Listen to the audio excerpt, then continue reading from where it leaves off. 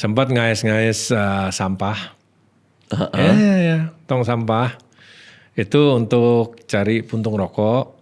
Saya pernah married di Amerika dengan bule. Kita pisah baik-baik, cerai dan lain sebagainya. Of course itu disayangkan. Gila, gue sebelum ketemu lu hidup gue baik-baik aja. Gue makan, gue kerja, gue bisa main motor gini. Terus sekarang ada lu, oke lah, ada teman nonton apa segala. Terus nggak ada lu lagi, terus gue tiba-tiba sekarat gitu, mati gitu. Emang siapa? Selama ini, publik mengenal Chef Juna sebagai juri MasterChef yang dingin, galak, dan penuh wibawa. Tapi ternyata, masa lalunya bikin shock. Siapa sangka, di balik sosok tegasnya tersimpan kisah masa lalu yang tak kalah mengejutkan. Baru-baru ini, lewat podcast Raditya Dika, Chef Juna membongkar masa lalunya yang keras. Mulai dari jadi gelandangan di Amerika, sampai mengaku tak pernah patah hati meski sudah bercerai. Kisah masa lalunya itu sih sangat inspiratif. Tapi masa iya nggak pernah ngalamin patah hati? Sekeras apa sih hatinya?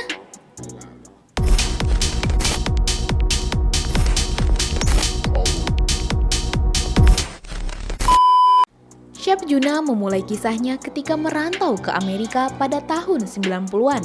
Saat itu, hidupnya jauh dari kata mapan. Ia bahkan menceritakan kehidupannya layaknya gelandangan.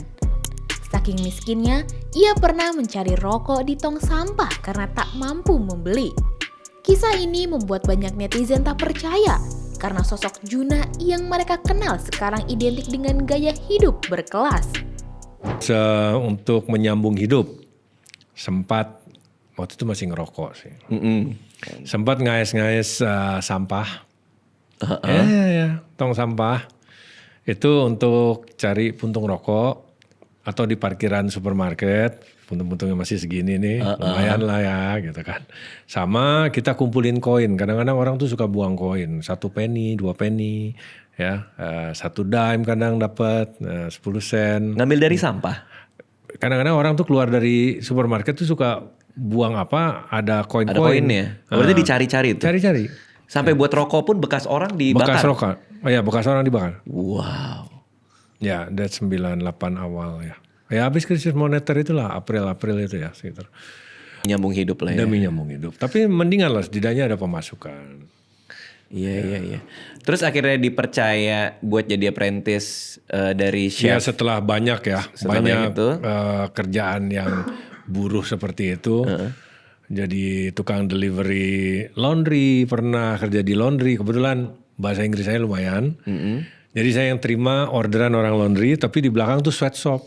Oke. Orang-orang Vietnam semua tuh yang tua-tua. Yang ngerjain yang ngerjain. Jadi kita yang terima orderan. Terus nanti sore kita yang nganter laundrynya ke cabang-cabang mereka.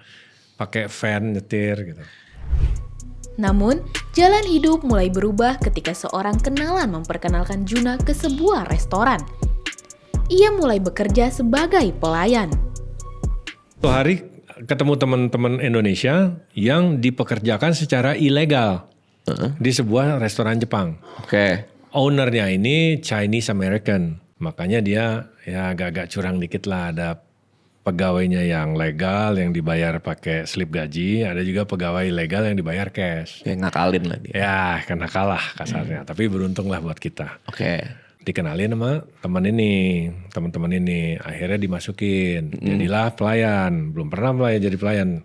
Sangat bersyukur karena biasanya kerja buruh, kena panas dan lain sebagainya. Ini kan kerja dalam ruangan, AC. Karena rasa takut ingin keep this job. Jadi misalnya kita mesti datang 9:30, kita buka jam 11. Mesti datang jam 10, kita buka jam 11. Saya jam 10 kurang tuh udah datang. Dan sudah rapih. Kan kalau pelayan kemeja putih dimasukin, celana hitam, ada apronnya. Ya. Saya sebelum jam 10 itu sudah datang, sudah siap, sudah mengerjakan side job. Side job itu adalah misalnya soy sauce dish, wasabi, ginger itu udah di portion. Karena kalau lunch kan rush ya. Jadi itu harus sudah siap, tinggal naruh. Tak lama kemudian, karena ketekunannya, manajer restoran itu mengangkatnya sebagai pantry. Dari sinilah karir Juna di dapur dimulai. Satu langkah kecil yang akhirnya membawanya menjadi chef kelas dunia. Di pantry, Juna mulai belajar dasar-dasar memasak.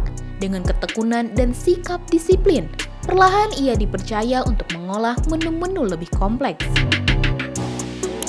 Waktu demi waktu, posisi Juna naik, hingga akhirnya benar-benar menjadi chef. Sebuah pencapaian besar mengingat ia berangkat dari kondisi nyaris tanpa apa-apa.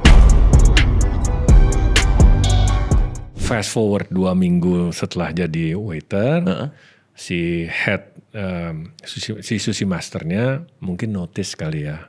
Saya rajin, saya ingin tahu, pengen belajar. Ditarik ke belakang, saya udah gemeteran aja, ditarik ke belakang. Kenapa lagi nih? Taunya ditawarin. Enggak jadi apprentice. Dengan gaji yang lebih kecil daripada pelayan ya. Kalau pelayan kan gajinya dapat dari tip itu kan minimal 15% dari bill.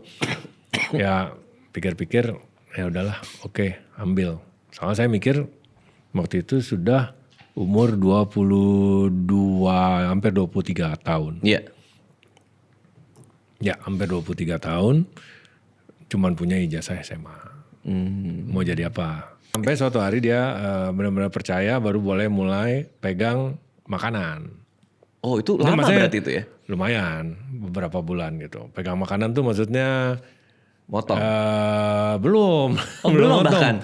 Masih pertama itu rebus udang. Wow. Orang pikir gampang. No. Berarti di restoran sushi itu sudah sampai level chef ya? Sudah sampai level chef akhirnya. Dari waiter? Dari waiter. Gila, dengan persistence dan Rasa takut. dari bawah banget. Dari mulai bawah. mengutin puntung rokok. Ya, Gila kurang sih. Gila sih, itu Kurang gila lebih, sih. ya. It's a journey sih. It's a journey. Bukan hanya soal pekerjaan, Chef Juna juga bercerita tentang kehidupan pribadinya di masa lalu. Ternyata, ia sempat menikah dengan seorang wanita bule asal Amerika. Namun, pernikahan itu tak bertahan lama. Juna akhirnya bercerai dan memilih jalan masing-masing.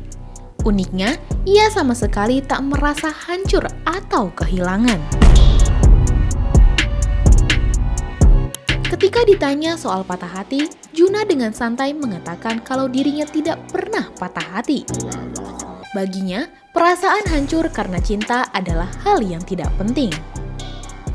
Gak ada. Gak pernah patah hati tapi? Ya bukan, I don't know what patah hati is. Gitu. Okay. Jadi saya lebih logika. Saya orangnya lebih logika. Jadi gini, memang pernah married. Saya pernah married di Amerika dengan bule.